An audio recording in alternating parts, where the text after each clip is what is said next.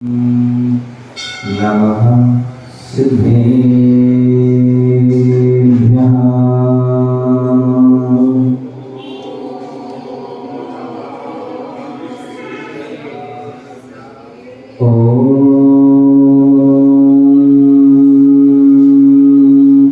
नमः सिद्धेभ्यः।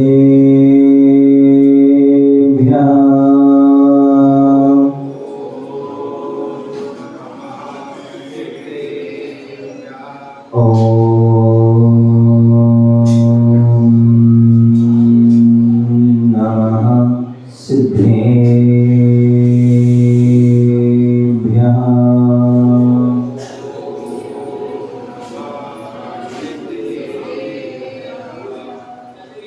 नवीदूरवज्रमाणं परमपाणं जिनं तु सुदेहे बोच्छामीरयणसारं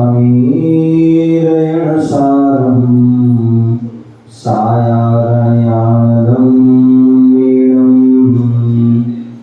नमो अरिहन्ताणं नमो सिद्धाणं नमो आर्याणं नमो ज्ञायाणं नमो लोय सहसाहुरम्। पंचपरमेश्वरी भगवान की जय। चिंतामणि पारसनाथ भगवान की जय। शासनाई भगवान महावीर स्वामी की जय। परम पूज्य आचार्य भगवान गुरुदेव विराट सागर जी महाविराज की जय। परम पूज्य आचार्य भगवान श्री कुंज कुंज विराज की जय। परम पूज्य आचार्य भगवान विशुद्ध सागर जी विराज की जय। अहिंसा में विश्व धर्म की जय। संवेद शिखर की जय। गुरु गुरु पादन से विश्व सागर जी महाराज की जय। नमो सुगुरु नमस्तु नमो। प्यारे बंधुओं, आज हम सभी पुनः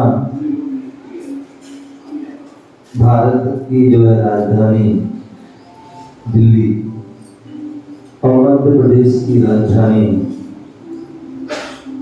भोपाल नगर अशोका गार्डन पासना जिनालय के रोशन हॉल में बैठे हुए हैं। भगवान महावीर स्वामी का शासन चल रहा है। भगवान महावीर स्वामी का शासन चल रहा है और भगवान वाणी की जो वाणी थी वही वाणी जयवाणी के रूप में हमें प्राप्त है।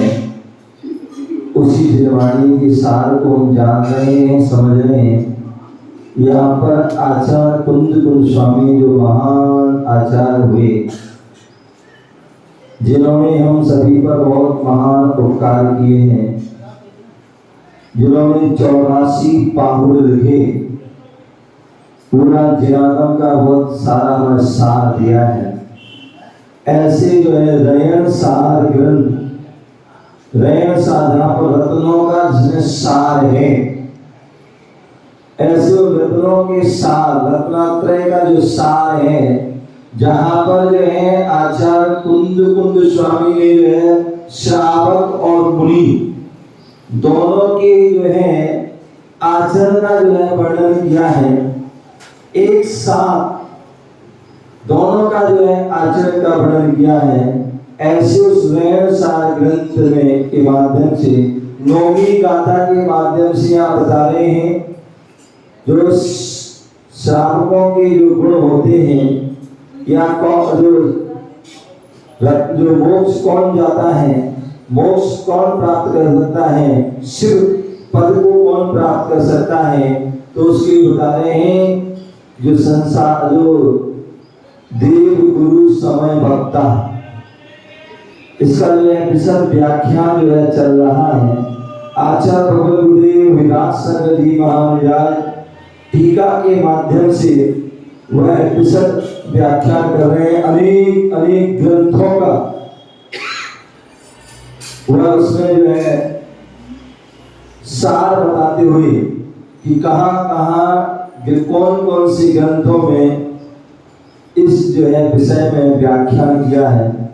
तो ऐसा जो है बता रहे हैं।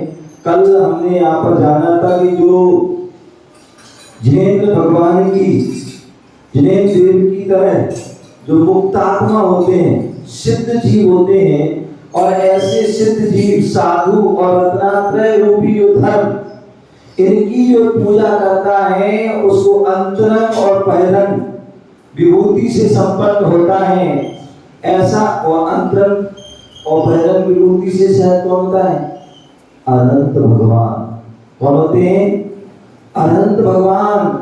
तो ऐसे अनुभव, और वह आनंद अनुभव करता, आनंद का अनुभव करता है। कल बताया था अनुभव आनंद किसे होता है? जो आत्मा को जो है आनंद होता है, जो आत्मा के स्वरूप में लीन होता है, उसको ही आत्मा का आनंद आता है। उसको वही आत्मा की आनंद की अनुभूति ले पाता है, वही आत्मा का अनुभव कर पाता है, वही सच्चे सुख का जो है अनुभव कर पाता है। कौन? जो जिनेंद्र देव की तरह, जिनेंद्र देव की तरह मुक्त आत्मा साधु रत्नात्रय धर्म की जो है पूजा करता है, वही जो है आत्मा का आनंद देता है। वही आगे चल करके जिनेंद्र देव की तरह लोक में उत्तम, क्या उत्तम पूजा करना भी सरल नहीं है। पूजा कोई जो है कोई हल्के में ही लेना। पूजा जो करता है उसका क्या फल होता है? तो बोले जो जिनेंद्र देव की पूजा करता है वो उत्कृष्ट पद को प्राप्त कर लेता है। क्या?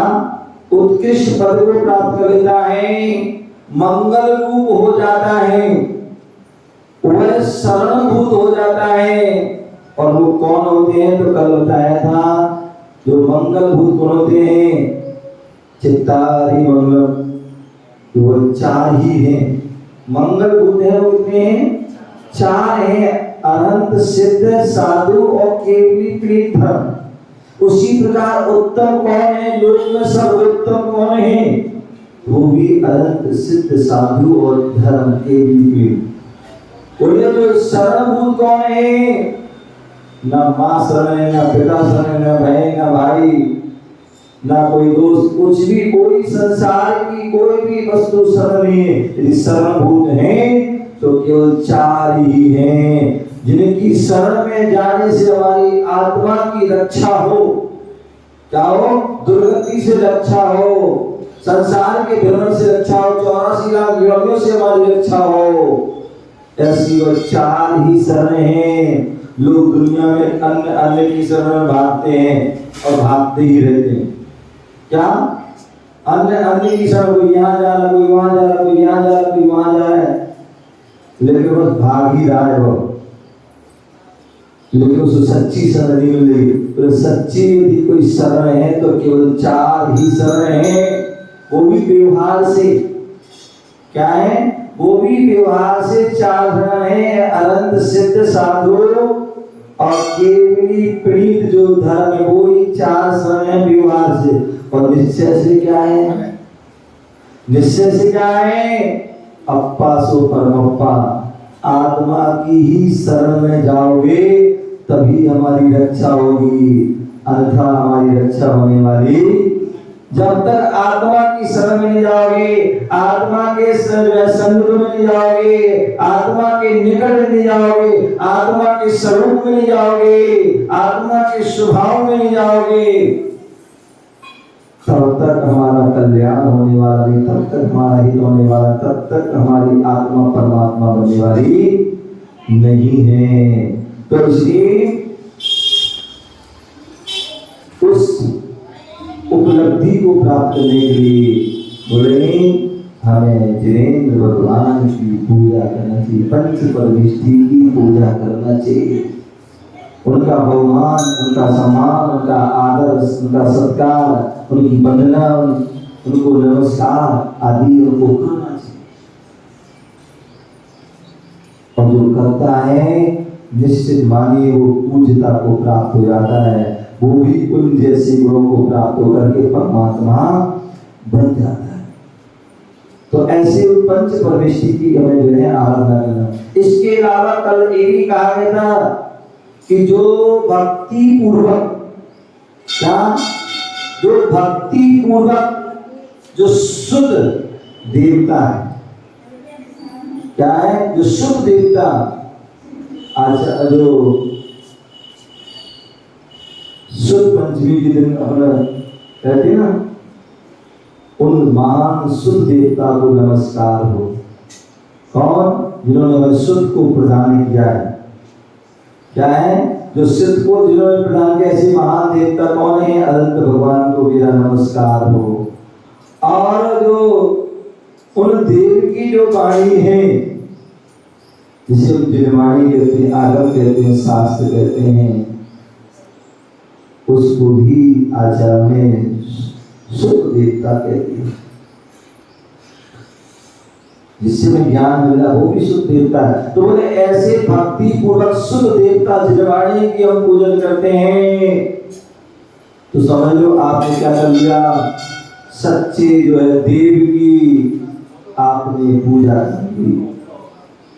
क्या कर ली? सच्चे देव की आपने पूजा कर ली। इसलिए जिनवाणी की पूजा कर लो या जो है सर्पक की पूजा कर लो, दोनों ही क्या है, बराबर। इसी कारण जो है हमारे आचार्य भगवंतों विद्वानों ने तीनों को एक स्थान दिया है। तीनों को एक हम पूजा करते हैं तो एक होने में आह्वान करते हैं। कितने में करते हो? एक में करते, तीन में करते नहीं, एक में देव, एक में शास्त्र, एक में क्या करते हो? एक में ही तीनों को, तो तीनों का सेम स्थान है। तो इसलिए तीनों को हम जब करते हैं ओम देव साध गुरु समो अत्र अवतर संभोषण आवाम अत्र तिष्ठे तिष्ठे ठाटा, एक में इनको सन नहीं तो मम, सन तो है भव संधि कर अपने हृदय में उनको विराजमान करते हैं। तो तीनों ही समान है, तीनों में किसी प्रकार कोई अंतर नहीं है, ऐसा यहाँ पर कहा गया था। आचार्य पुष्पदंत भूतबली, इन्होंने सतखंडागम ग्रंथ लिखा, जिस पर विशाल भव्य धवला धवला जय धवल महाधवल आदि जहाँ पर टीका लिखी, ऐसे उन टीका को लिखने वाले आचार्य वीरसेन स्वामी धवला ग्रंथ की पुस्तक 1 पृष्ठ खंड 1 भाग 1 गाथा 48 और 49 में क्या कह रहे हैं? निकंपम नठट मलम तिमूल उम्मुको संबद्धन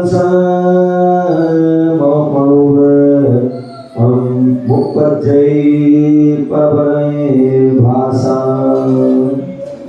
कितनी सुंदर बात बोली है। बोले जो प्रवचन जो है, बोले क्या है, धवला पुस्तक में बोल रहे हैं कि जो प्रवचन है जिसे हम जिनवाणी कहते हैं, प्रकृष्ट वचन, प्रवचन सार में जो है प्रवचन शब्द का जो है उल्लेख करते हुए, व्याख्यान करते हुए आचार्य गुरु स्वामी कहते हैं प्रकृष्ट वचन प्रवचन, जिसमें जो है विशेष जो है वचन है, जो न्याय सिद्धांत आगम आदि परिपेक्ष में वचन है, जो जिनेंद्र भगवान के वचन हैं, ऐसे वह प्रकृष्ट वचन को जो प्रवचन कहा जाता है, उसको ही जिनवाणी कहा जाता है। ऐसे जिनवाणी के अभ्यास से क्या, ऐसे वह जिनवाणी के अभ्यास से मेरु के समान निष्कंप क्या हो जाते हैं। हम जब जिनवाणी का अभ्यास करते हैं, स्वाध्याय करते हैं, तो उससे कहते हमारी श्रद्धा क्या होती है, निष्कंप हो जाती है। क्या हो जाती है? निष्कंप, किसी प्रकार की वह डमाडोल नहीं होती है। कर्म परवशे शांति दुखे रंध्र पाप विये। अच्छा, समुद्रपत स्वामी रत्नगढ़ साहब का चार में वहां कहते हैं कि अब जो है वह कैसी श्रद्धा होना चाहिए। बोले निष्कंप। बोले जैसे मेरू होता है, कभी चलायमान नहीं होता है क्या? अनादिकाल से मेरू है और आज भी है और आगे भी रहेगा। कितना भी जो है प्रलय आ जाए, कुछ भी हो जाए, लेकिन वह मेरू का कुछ होने वाला नहीं, ऐसा वह निष्कंप है। लेकिन फिर भी बोले हो सकता कई काल में कुछ भी जो है, कई बार अनहोनी घटना घट जाती है, तो बोले हो सकता जो है इस हुंडाप सपने काल में मेरू पर्वत चलायमान हो जाए, लेकिन हमारी श्रद्धा जो है चलायमान नहीं होना चाहिए। क्या? हमारी श्रद्धा जो है चलायमान नहीं होना चाहिए। तो ऐसे जो है मेरू के समान निष्कंप हमारी जो श्रद्धा होना चाहिए। और अष्टमल रहित, जो 8 जो है कर्म रूपी मल है उससे रहित, अथवा निशंका आदि जो है उन 8 जो है कर जो है दोषों से रहित, और 3 मूर्ताओं से रहित अनुपम सम्यक की प्राप्ति होती है। इससे बोले जिनवाणी के जो है अध्ययन से, अभ्यास से क्या मुझे बोले व्यक्ति निष्कंप हो जाते, उसकी श्रद्धा मजबूत हो जाती है। जब जिनवाणी का अध्ययन करते हैं, जब प्रथमानियों करणानि चरणानि त्रिकरण जब उसको पढ़ते हैं, उनके माध्यम से, उन्हें अनेक व्याख्यानों के माध्यम से, अनेक कथाओं के माध्यम से जब पढ़ते हैं कि ऐसे हमारे महापुरुष हुए, इतनी महासतियां हुई, और कितना भी जो है वो जो है कष्ट आए, परेशानी आई, लेकिन उन्होंने धर्म को नहीं छोड़ा। क्या? घर छोड़ दिया, परिवार छोड़ दिया, लेकिन धर्म नहीं छोड़ा। आपने सुना होगा अभी वो चल रहा है क्या, अभी जगह जगह जो है रामलीला आदि हो रही हैं, जिनमें जो है रामलीला में राम आदि का जो है सर्वज्ञ गुरु राम, मर्यादा पुरुषोत्तम राम का जो है व्याख्यान चल रहा है राम लीला के माध्यम से। तो आपने सुना होगा, पढ़ा होगा कि राम को 14 वर्ष का वनवास हुआ, और वनवास हुआ तो जो है ऐसी जो है घटना घटी कि जो है लंकाधिपति रावण उनको हरण करके ले गया सीता को। सीता को हरण ले गया, स्वभाव के किसी की पत्नी को ले जाएगा तो कौन सा पति जो है बैठेगा, क्योंकि आजकल बड़ी समस्या है। तो पहले का जमाना था कि एक चली गई कोई बात बहुत सारी है, लेकिन आज तो एक ही बड़ी मुश्किल में मिलती है। तो इसलिए जो है सोचते भैया जो है जैसा है वो ठीक है, तो उसकी रक्षा सुरक्षा करना पति का भी काम है। क्योंकि भाई तू जो है 7 फेरे लेके आया है, और 7 फेरे के 7 वचन दिए थे तूने कि हम तुम्हारा जिंदगी भर ध्यान रखेंगे। दीपक भाई याद है ना वचन? तो भूल गए? हाँ याद रखना। तो वचन लेके आए थे सरल जी, हाँ याद है, तो भूल गए? तो याद रखना। तो उसमें एक वचन था कि भैया आप जो है तो जो है हम आपकी रक्षा करेंगे, तो हमारी रक्षा करना। यदि तुम जो है धर्म से विमुख होगे तो तुम हमें संबोधन करना, मार्ग लगाना, और तुम होगी तो हम लगाएंगे। ये आपस में ऐसे वचन होते, मुझे नहीं पता है, ऐसा सुना है कि 7 वचन होते हैं। तो स्वाभाविक उसमें जो है रक्षा करेगा। तो वही क्या उन्हें खोजा और उनकी रक्षा के लिए लेके आए। जब लेके आए तो जब 14 वर्ष बाद जो है वनवास के बाद जब लंका पहुंचे, घर पहुंचे, अयोध्या पहुंचे, तो क्या हुआ? एक धोबी ने, ऐसा कहानी मिलती है जैन धर्म में, एक धोबी ने क्या कर दिया, अपनी पत्नी को जो है टॉर्चर करते हुए, पलायना देते हुए क्या कहा, घर से निकाल दिया। बोले मैं वो राम नहीं हूं कि जो लंका में सीता ने पत्नी और फिर भी उनको रख लिया। बोले मैं तुझे नहीं रखूंगा, और ऐसा करके उसको निकाल दिया। ये बात उनके कानों में चली गई, तभी तुरंत उन्होंने योजना बनाई और सीता को क्या कर दिया, तांत भक्त को कह करके पूरे तीर्थ यात्रा के बहाने उनको छुड़वा दिया। जब छुड़वा दिया, जब वो जाने लगा तो छोड़ के जंगल में, बोले कहाँ जा रहे हो? बोले बस यहीं तक की आज्ञा थी कि आप तुम्हें यहाँ छोड़ना है और मैं जा रहा हूँ। बोले क्यों, कैसे? तो सारी बात भाई ऐसी इसका लोक लाज का उन्होंने तुम्हें सुनाया। तो सीता ने उस समय बहुत सुंदर बात कही। बोले जो है महाराज राम से बोल देना, सीता ने आपको जो है ये जो है क्या दी, धर्म पत्नी को शिक्षा दी धर्म की। बोले क्या? बोले उनसे कह देना कि जैसे लोक लाज के कारण तुमने मुझे त्यागा, ऐसे लोक लाज के कारण धर्म को नहीं छोड़ देना। मुझे छोड़ा कोई बात नहीं, लेकिन धर्म को नहीं छोड़ना। तो ऐसे, तो कहने का तात्पर्य है कि हमारी इतनी मजबूत श्रद्धा होना चाहिए, कितना भी आंधी आए, कितना भी तूफान आए, कुछ भी हो, लेकिन धर्म को हम क्या कभी ना छोड़ें। धर्म के प्रति हमारी वही श्रद्धा, वही आस्था हमारी वह निष्कंप होना चाहिए। तो इसके पर निष्कंप अष्टबल से रहे, तीन मूर्ता से जो रहे, जो अनुपम उत्कृष्ट श्रेष्ठ जो है सम्यक की जो है प्राप्ति होती है। किससे होती है? वो जिनवाणी के अध्यक्ष होती है। जिनवाणी के जो स्वाध्याय से करते हैं तभी होती है कि जब इतने इतने महापुरुष हुए सत्य हुई, उन्होंने इतने संकट आए, कष्ट आए, परेशानी के, धर्म नहीं छोड़ा, धर्म के प्रति उनकी अटूट श्रद्धा आस्था बनी रही।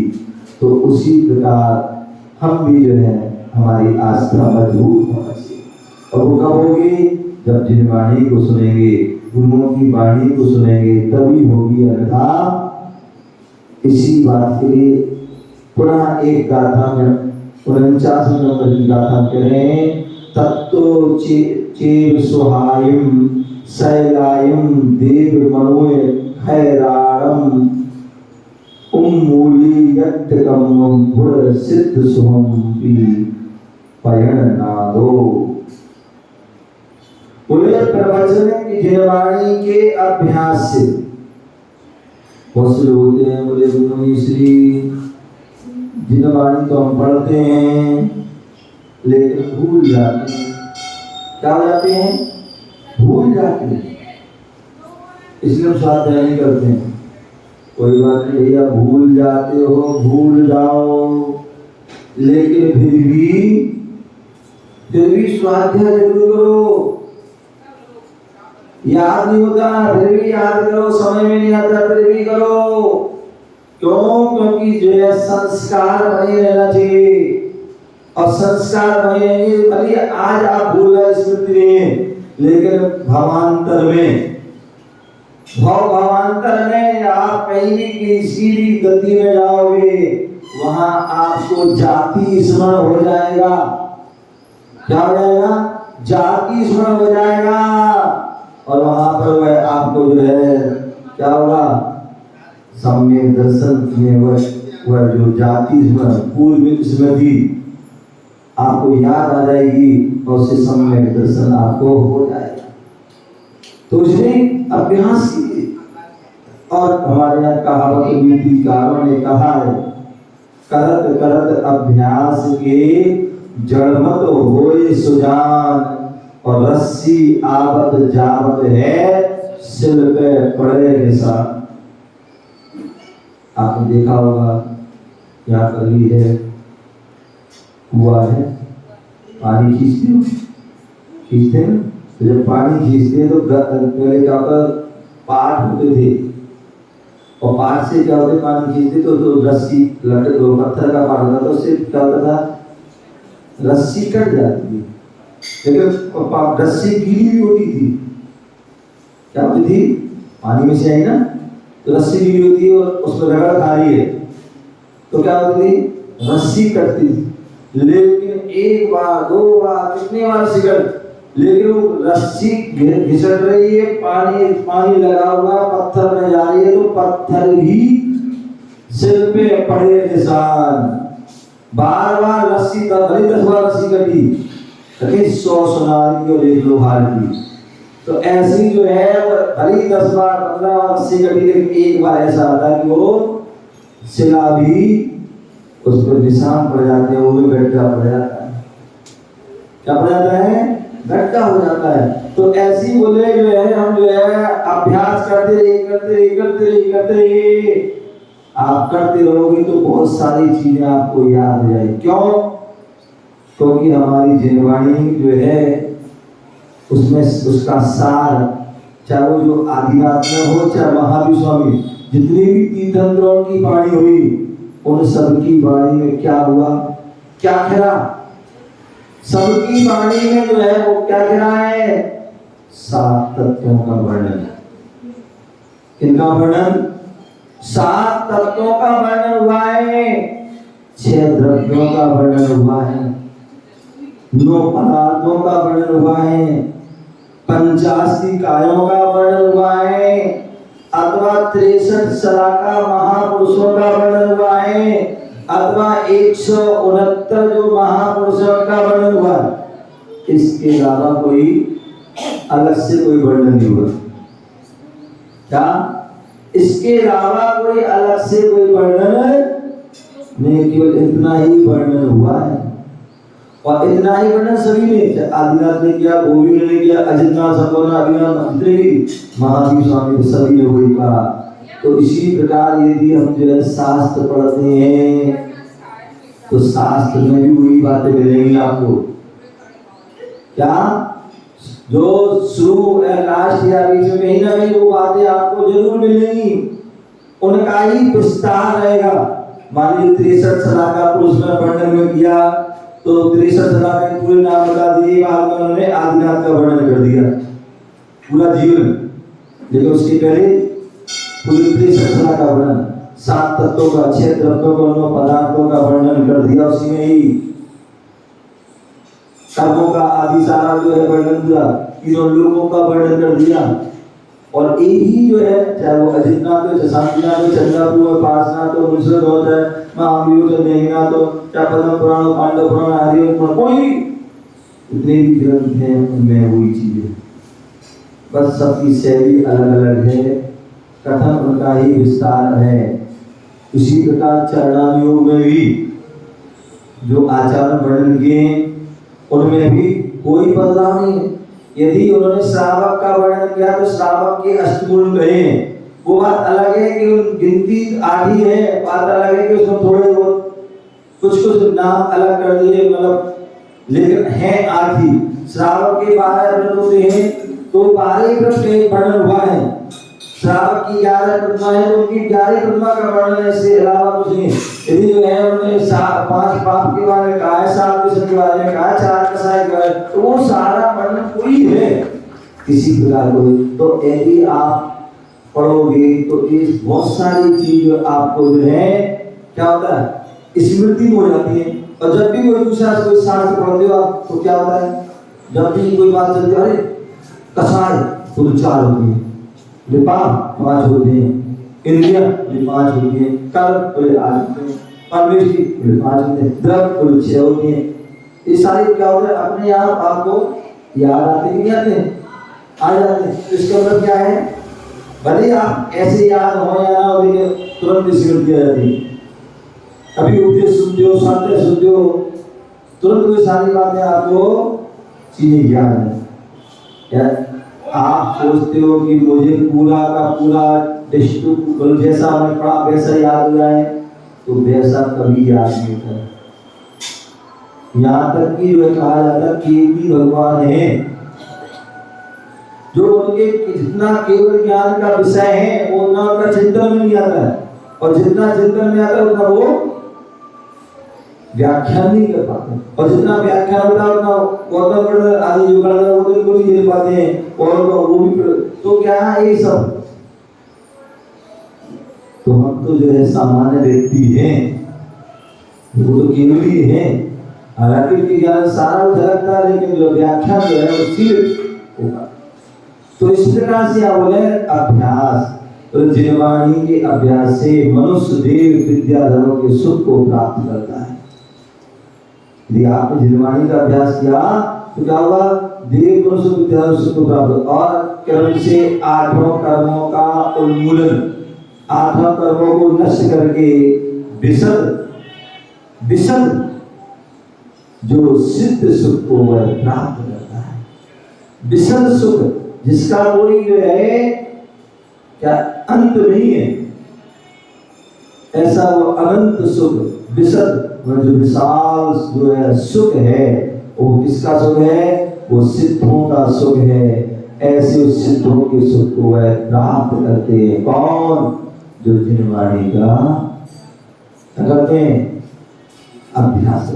तो इसलिए हमें जिनवाणी का अभ्यास हमें प्रतिदिन करना चाहिए। और यही कारण है, आपको पता होगा कि जब आचार्यों ने जो है, आचार्यों ने जब श्रावक के षट कर्मों का वर्णन किया, षट कर्म षट कर्तव्य, उन षट कर्तव्य का वर्णन किया श्रावक के, और जहां मुनियों के भी षट कर्तव्य का वर्णन किया, उन दोनों में एक चीज कॉमन है। क्या है? दोनों में एक चीज कॉमन है, और वो क्या है? स्वाध्याय। क्या? स्वाध्याय। देव पूजा गुरुपार्थी स्वाध्याय संयम तपा। स्वाध्याय वहां जो है देव जो है स्तुति प्रति स्वाध्याय ध्यान, क्या? तो वहां पर भी उन्होंने जो है, तो दोनों में स्वाध्याय का है, दोनों में स्वाध्याय जो है अभ्यास करने का है। और आचार्य ने जब तपों का वर्णन किया है, तो स्वाध्याय को कोई सामान्य बात नहीं कही है। अन्य जो है व्रतों को, चाहे अन्य जो तपों को, चाहे वो अनशन जो बहिरंग हो, चाहे अन्य, उनको सामान्य कह दिया, लेकिन स्वाध्याय को क्या कहा? स्वाध्याय परम तपा कहा है। क्या कहा? स्वाध्याय परम तप कहा है। उपवास को परम तप नहीं कहा, एकादश को व्रत प्रज्ञान आदि को परम तप नहीं कहा, अनशन गुरु आदि के लिए स्वाध्याय को परम तप कहा है। स्वाध्याय परम तपा क्यों? क्योंकि आज उपवास आप करोगे, कितना कर लोगे? शरद जी उपवास करते हैं कितना साल में? उपवास है कर लेते निर्जल, तो हो जाते हैं, कितने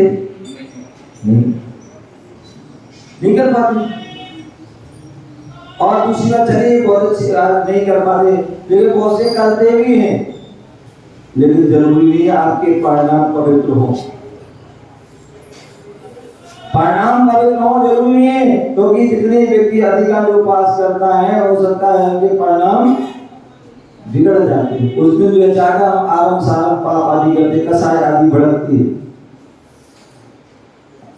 इसलिए कहते अम्मा लोग है, माता लोग है ना, जिसको उपवास करें से दूर रहो। क्योंकि उस दिन उनको गुस्सा ज्यादा आती है आती है और कौन आती सी उपवास और क्या उप प्लस बात और जो अपनी आत्मा में विशेष वास करो, निवास करो, परिणामों को पवित्र करो, इसलिए उपवास किया जाता है। और उस दिन हम जो ज्यादा क्या जिस दिन जो है उपवास नहीं, तो इसलिए बोले उपवास को परम तप नहीं कहा। इसका मतलब बंद भी नहीं कर देना जो कर रहे हो, उपवास करना, लेकिन बस परिणाम पवित्र रहना, इच्छाओं को रोकना, हमें उनको बचने करना, तब तो फायदा है। और मन का उपवास कर लिया और जो है भोजन में तुम्हारा जो है दिमाग लगा हुआ है कि देखो आज ही उपवास किया और आज ही इतना माल बना हुआ है, अब खा नहीं पा रहे, मन तो जा रहा है लेकिन अब मजबूरी। तो कितने ऐसे बच्चे तो बोलो सुबह से शाम तक बड़ी मुश्किल निकालते हैं और जब रात को जब शाम को उधर तो खाई लेते हैं। तो जब हमारे जो है बस की बातें अब हम कंट्रोल नहीं कर सकते। तो कहने का तात्पर्य कि हम इच्छाओं को नहीं पाते, अपने परिणामों को नहीं कर पाते, तो उपवास हमारा उपवास में उल्लंघन रूप हो जाता है। तो इसलिए जब भी उपवास करो भले ही करो लेकिन अच्छे से करो, परिणाम पवित्र हो, शुद्ध भाव से करो, जो है बिल्कुल जो विधि आगम में विधि है, निर्जल जो उपवास आदि ऐसे वह उपवास करो, अच्छी बात। अन्यथा स्वाध्याय परम तपा, स्वाध्याय करो, क्योंकि उपवास आप ज्यादा नहीं कर पाओगे लेकिन स्वाध्याय आप कर सकते हो। उपवास करने से परिणाम हो सकता है शुद्ध हो या ना हो, विशुद्धि बढ़े या ना बढ़े, लेकिन जो है स्वाध्याय से आपकी विशुद्धि जरूर बढ़ेगी। और इसलिए बोले एक बार नहीं, साधु जन के लिए बोले 4 बार स्वाध्याय, प्रातः काल स्वाध्याय, मध्याह्न काल, सायंकाल और अपराह्न स्वाध्याय, ऐसे 4 स्वाध्याय करते हैं। उसी प्रकार साधकों के लिए भी एक बार करो, 2 बार कम से एक बार तो करो, एक बार जितना करो तो अच्छा है। मुझे याद है जो बचपन में देखता था कि जो है श्रावक लोग जो है 3-3 टाइम स्वाध्याय करते थे। प्रातः पूजन करने के बाद करते थे, दोपहर में 3-4 बजे स्वाध्याय करते थे मंदिर आदि जा करके, और शाम रात को आरती आदि के बाद ही 3 टाइम बचने का होते थे। तो क्यों? क्योंकि उनको सुनने से हमारा ज्ञान बढ़ेगा, और ज्ञान बढ़ेगा तो हमारे परिणाम विशुद्ध होंगे, परिणाम पवित्र होंगे, हमारी श्रद्धा हमारी आस्था मजबूत होगी, हम जो है कर्मों से बचेंगे, संयम को हम धारण कर पाएंगे। तो इस प्रकार से जो है वो स्वाध्याय जरूरी से परम तप कहा है। क्या कहा है? स्वाध्याय को परम तप कहा है।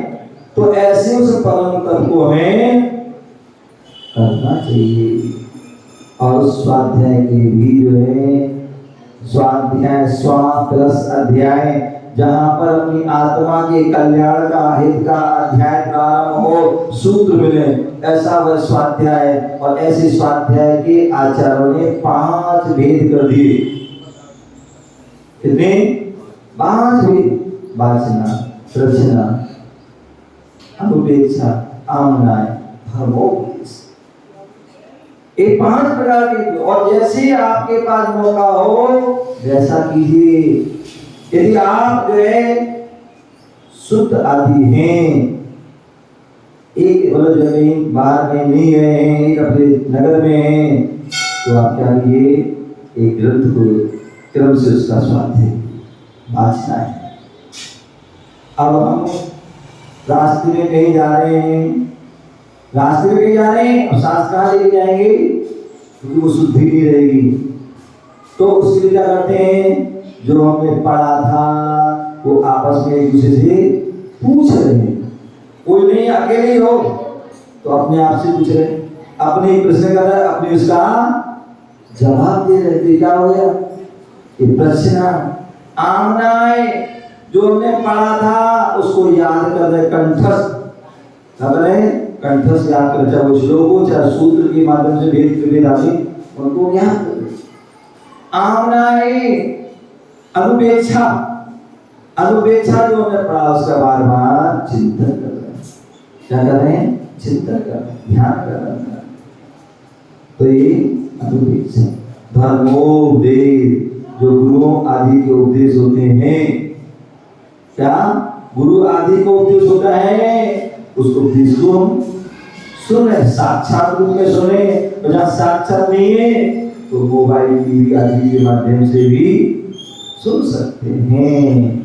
तो ऐसे वह स्वाध्याय और ऐसी स्वाध्याय को पूरे जीवन के अंतिम अंतिम क्षणों तक जो है वह स्वाध्याय हमारे काम आता है।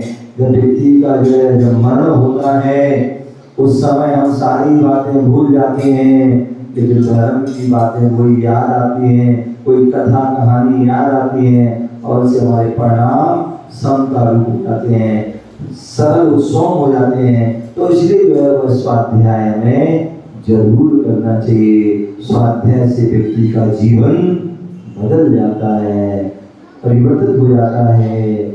ऐसे उस स्वाध्याय को क्रम से प्रथमम कर्णम चरणम द्रव्यणा, प्रथमान्यो कर्णान्यो चरणान्यो द्रव्यान्यो, इसको क्रम से करें। अच्छा यदि आपके नगर में गुरुजन हैं तो उनके मुखार बिंद से करें, अनुभव के आशीर्वाद से क्रम से करें और अपने जीवन में सब में ज्ञान को जो प्राप्त करें और सब में ज्ञान को प्राप्त करके अपनी आत्मा के अंदर आस्था का, श्रद्धा का और वो केवल ज्ञान रूपी दीपक जलाएं, जिससे कि आपको मुक्ति की प्राप्ति हो, सिद्धत्व की प्राप्ति हो। तो वह होगी तो वह स्वाध्याय से होगी। इस बारे में हम जाने संदेश विचार करें और जीवन शेष इसी भाव से महावीर भगवान की